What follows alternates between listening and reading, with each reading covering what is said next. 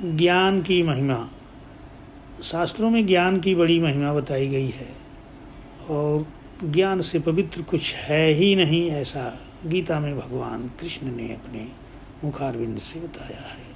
न ज्ञानेन सदृशं पवित्रम यह विद्यते। ज्ञान के माध्यम से ही संत लोग, विद्वान लोग, परमात्मा, ऋषि मुनि, वेद शास्त्र में ज्ञान की बड़ी अलौकिक महिमा का वर्णन किया गया है। ज्ञान से ही हम मुक्ति मार्ग को प्रशस्त करते हैं। ज्ञान के लिए बहुत शिक्षा दीक्षा की आवश्यकता नहीं होती है। अनपढ़ अशिक्षित इंसान भी संत बन सकता है, ज्ञानी बन सकता है और ज्ञान के माध्यम से आत्म कल्याण कर सकता है।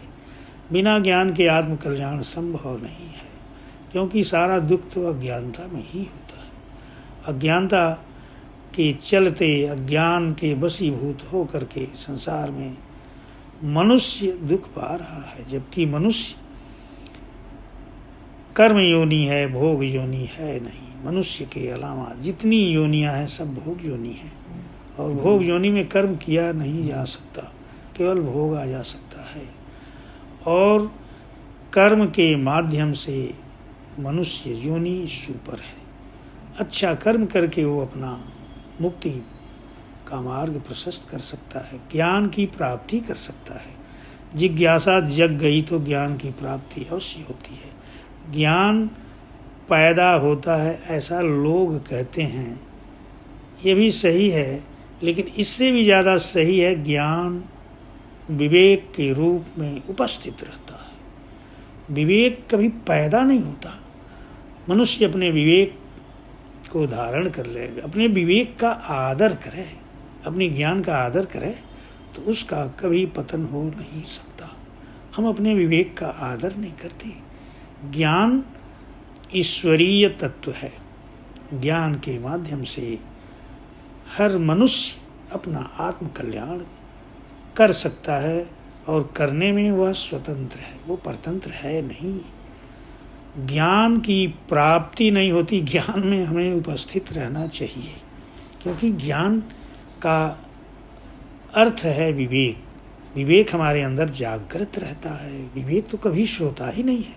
विवेक को जागृत करने का मतलब है हम अपने विवेक का रिस्पेक्ट करें, उसका आदर करें, उसका सम्मान करें, फिर ज्ञान जागृत हो जाता है और अज्ञानता की तरफ कदम बढ़ता ही नहीं है। अज्ञानता की तरफ कदम जैसे ही इंसान का बढ़ता है, वह शरीर सुख में लिप्त हो जाता है, शरीर को अपना मानने लग जाता है।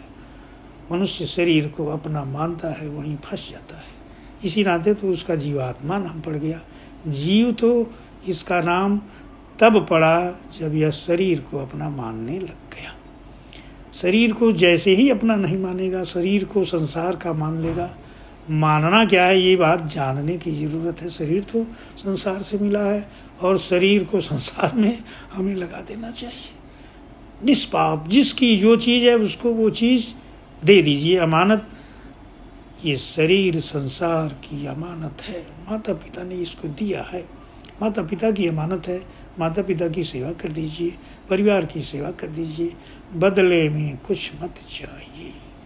भगवान ने बोल दिया मम युवांसे जीव लोके, ये पूरा जीवलोक मेरा अंश है। भगवान ने कभी भेद नहीं किया।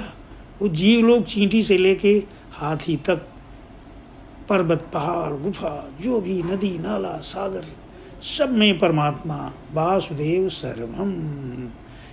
ये ज्ञान जिस दिन हो जाए मनुष्य को कि सब कुछ वासुदेव है, उसी दिन तो उसका कल्याण हो जाएगा। भगवान ने कह दिया मम ईवान से जीव लोके जीवभूत सनातनम, ये सनातन है, मेरा ही अंश है। ये पूरा जीवलोक मेरा अंश है। मम ईवान से जीव लोके जीवभूत, भूत का अर्थ है हो गया, भू धातु का अर्थ होता है होना। ये जीव बन गया है, और जीव इसलिए बन गया है कि इसने शरीर को पकड़ लिया, प्रकृति को पकड़ लिया। जो अज्ञान की चीज़ है, जो नाशवान चीज़ है, उसको ये पकड़ लिया, और उसको पकड़ लेने से फिर ये भी नाशवान हो गया। अविनाशी होते हुए भी हम नाशवान बन गए, अमर होते हुए भी हम मृतक बन गए। ये ज्ञान और अज्ञान का भेद है बच्चा। अज्ञान में ही मृत्यु है, अज्ञान में सारे दुख हैं, और ज्ञान में तो परमानंद होता है।